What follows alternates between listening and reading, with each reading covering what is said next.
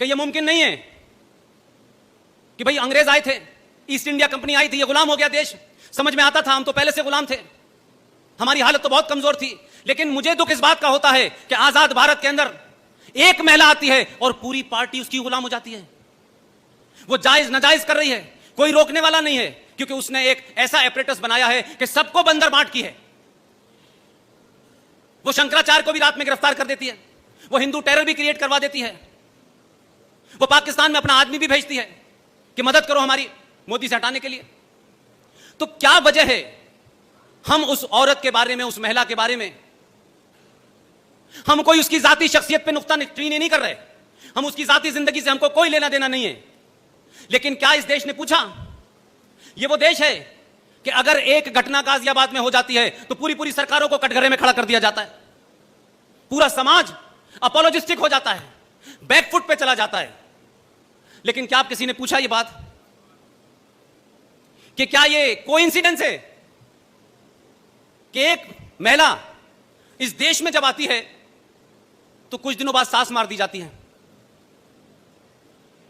देवर मार दिया जाता है, और तो और अपनी बेटी की शादी जिस शख्स से करती है, वो अच्छा वाला बर्तन बना रहा था आपके पड़ोस में मुरादाबाद में,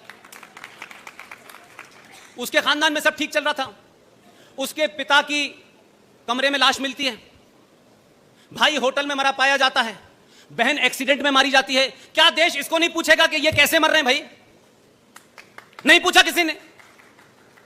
उसी के दौर में आप सोचिए कि हिंदुस्तान के दो बड़े कद्दावर लीडर, उनकी पार्टी क्या है नहीं क्या है वो मेरा विषय नहीं है, वो देश के लोग थे, इस पार्टी में चले गए उस पार्टी में चले गए और आना जाना लगा रहता है।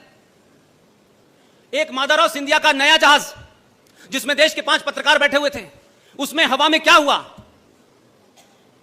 कि 5 लोग मारे गए, माधवराव सिंधिया की मौत हो गई। आप बताइए, मुझसे सारे लोग बड़े हैं, किसी अखबार में इस बात का सवाल उठा कि इसके ऊपर कमीशन बैठना चाहिए, जांच बैठनी चाहिए? यह सवाल ही नहीं उठा। उसी पार्टी का दूसरा कद्दावर नेता राजस्थान जाते में सड़क में मार दिया जाता है, भूतपूर्व गृह मंत्री होता है राजेश पायलट, इस पे सवाल नहीं उठता, इसके ऊपर कोई कमीशन नहीं बनता। लेकिन जस्टिस लोहिया की मौत कैसे हुई थी, उसमें एजेंडा था, उसके लिए पूरा देश चिंतित था। और अब तो पूरी दुनिया के सामने सबको पता चल गया। आप ही के बीच में से लोग उठे और उन्होंने कहा कि ये जो थ्योरी चल रही है, इस थ्योरी के अलावा भी एक थ्योरी है। उस थ्योरी को कनेक्ट किया और कनेक्ट करके एक किताब लिख दी, और एक हमारे दोस्त ने उस किताब के ऊपर एक फिल्म बना दी, और वो फिल्म आप सबके सामने है। उस फिल्म के अंदर जितने भी तथ्य दिए गए हैं वो 1100% सच्चे हैं, ओरिजिनल हैं, कोई मैनिपुलेशन नहीं है। और उस फिल्म का नाम है ताशकंद फाइल। आप देख लेंगे उसको जाकर के, तथ्यों और कागजों के साथ देख लेंगे। 40 देशों से उसमें साक्ष्य जुटाए गए हैं, तब वो फाइल बनी और 2019 में पता चला कि भाई शास्त्री जी की मौत कैसे हुई थी। तो मैं ये मानता हूं कि अगर आप अलर्ट होते हैं और समाज जाग जाता है तो फिल्में भी बनती हैं, किताबें भी लिखी जाती हैं, सवाल भी उठते हैं। और अब तो ये लग रहा है कि कहीं ऐसा ना हो कि अभी तो हिंदू टेरर थ्योरी के पिताजी अंदर गए हैं। मैं अभी सिंह साहब से 3 दिन से कह रहा हूं कि हिंदू टेरर थ्योरी के पिताजी तो किन्हीं और कारणों से गए हैं, वो भी मामला आएगा, वो अलग बात है। लेकिन चचा दिग्गी सुनाई नहीं दे रहे आजकल, कहीं उनका कोई बयान नजर नहीं आ रहा। वो कहीं किसी महफिल में किताब का रिबन काट नहीं रहे, किसका रिबन काट रहे हैं ये पता ही नहीं चल रहा। तो सवाल यह है कि जब सत्ता के पीछे शक्ति के साथ उसका समाज खड़ा होता है तो 370 भी हटता है, चिदम्बरम अंदर भी जाता है। और थोड़े दिन की बात और है, आज 28 तारीख है, 30 तारीख को अखबार के घोटाले में जो बेल पर हैं उन पे भी कार्रवाई शुरू होने वाली है। तो ये मत समझिए कि आप जो गलती पिछले कई सालों से कर रहे थे कि आपको तो वोट देना है, किसी को दे दो भाई, हमें क्या फर्क पड़ता है, इनको आना है उनको आना है। लेकिन पहली बार आपको भी एहसास कर दिया कि उनको नहीं आना, इन्हीं को आना है। आप अपनी इस ताकत को बनाए रखिए। और मैं जो देख पा रहा हूं, मेरे सीनियर जो देख पा रहे हैं, आप अपनी सनातन संस्कृति को प्राप्त करेंगे, उसकी शुरुआत हुई है। लिहाजा इसके साथ साथ आपको अपने अंदर, अपने गिरेबान में झांकना पड़ेगा। ये वो लम्हे हैं कि जिस लम्हों में अगर आप कोई खता करेंगे तो 1000 साल के बाद तक नजर नहीं आएंगे आप, कहीं पता नहीं चलेगा, क्योंकि अब तक लोगों ने आपको, आपके इस पुरुषार्थ को, इस ताकत को समझा ही नहीं था। अब वो समझ गए हैं, वो दूसरी तैयारी करेंगे। आप ये ध्यान रखिएगा कि अगर किसी कारण से भी अपनों से गलती, हमारे लिए गलती, हमारा ये नहीं हुआ, उसका ये नहीं हुआ, ये स्थिति इस देश में 500 साल तक बना के रखनी है कि इसके अलावा, इस सोच के अलावा लोग सत्ता पे न बैठे। 2 घटनाओं का जिक्र करके मैं अपनी बात को आगे बढ़ाना चाहता हूं। बोर हो रहे हो तो बता दीजिएगा।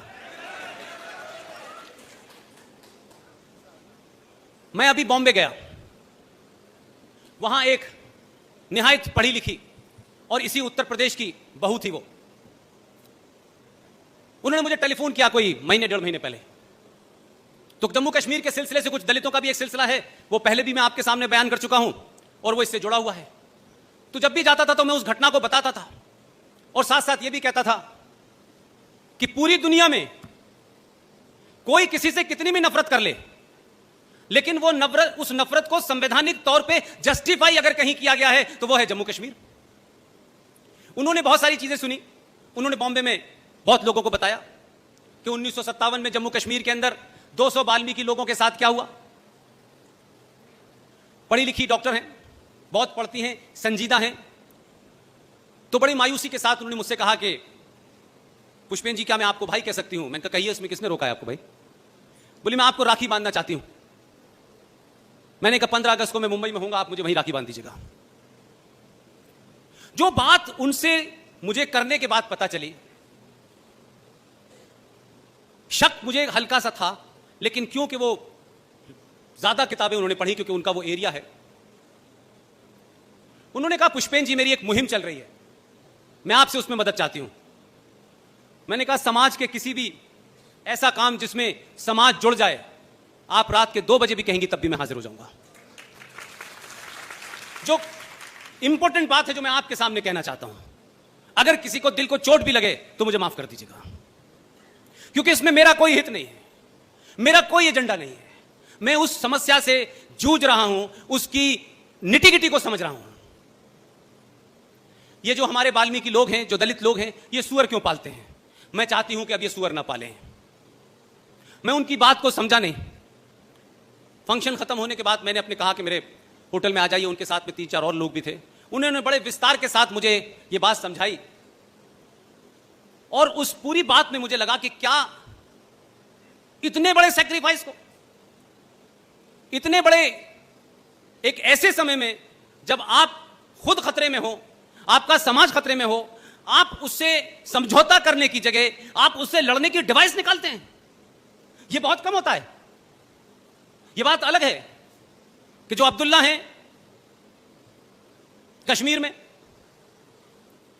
वो मुसलमान होने का दावा तो 300 बार बताते हैं, लेकिन इस बार उनकी हिस्ट्री निकाली मैंने और ये पूछा कि अब्दुल्ला साहब आप बताइए 1722 में आपके जो पूर्वज थे उनका नाम क्या था? अब उन्हें पता है, ये बात अलग है कि पब्लिकली नहीं बताते। ये अब्दुल्ला फ्रॉड, इसके पूर्वजों का नाम 1722 से अगर निकालें आप तो उनका नाम था राघो राम। अब जिन लोगों ने 2 रुपए किलो चावल और तलवार के जोर पे अपना धर्म बदल लिया, अपना नाम बदल लिया, वो किनको प्रताड़ना दे रहे थे, इस रेफरेंस में ये बात कहना चाहता हूं। तो पता ये चला कि ये जो दलित समाज है, आखिर ये सुअरी क्यों पालता है? ये तो हिंदू लार्जर फैमिली का हिस्सा था, लेकिन क्योंकि उस दौर में, उस दौर की बात बता रहा हूं, उस दौर में इनकी महिलाएं बहुत खूबसूरत होती थी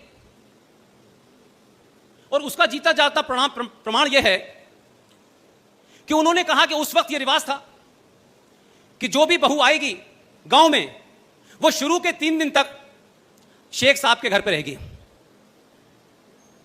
और यह सिलसिला चलता रहा। उनसे होने वाली जो संतानें हैं उस दौर में, उन संतानों के बारे में आप महाराष्ट्र जाइए, डॉक्टर रेखा बंडवाल से मिलिए, आज भी वो संतानें शेख दलित के नाम से जानी जाती हैं।